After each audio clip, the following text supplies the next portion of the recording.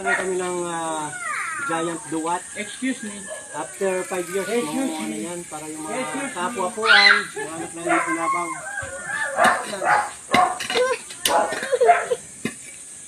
Actually, nagbungka na ito, yung misis ko. Kasi ako na marunong magbungkal. Magbaon lang, alam ko. Ano? Ako naman.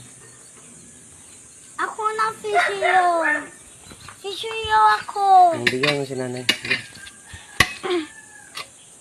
Okay na yan, sir. Malalim na. Hindi ko kailangan para yung ugat niya. Sana mabuhay dyan.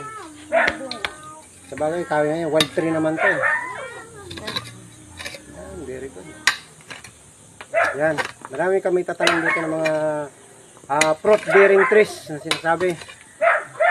Wala ba si nanay? Hindi mo makita si nanay eh. Yan. Okay na? Ang ganda ng ano. Okay na yan, sir. Ang ganda. Ang gamit natin, oh, di ba? So, bandi yan. Di wala ka na pala yung babae. Wala din ako babae sa'yo.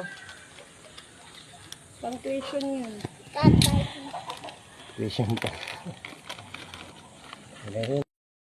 Ang ganda.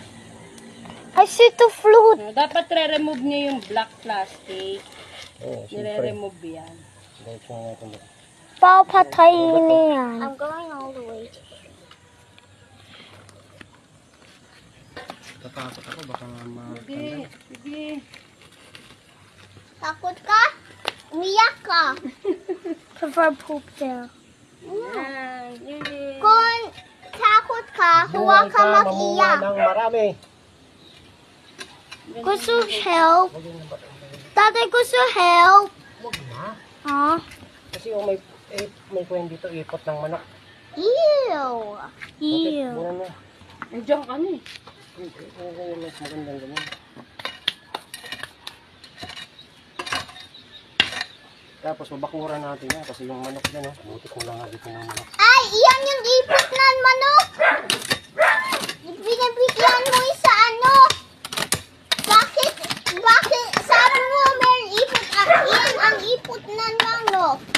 Eh, bakit binibigay mo sa plant ko eh? Ipot ng manok. Tapos diligan mo. Tanghali na. Pwede naman yung diligan. Sige na. Yung biyahe. Sorry, that's ako. Sige pa. Yun. Dapat nakatayo. Yan. Yay! Masyado yan, mga buhay Picture yan. mo ako.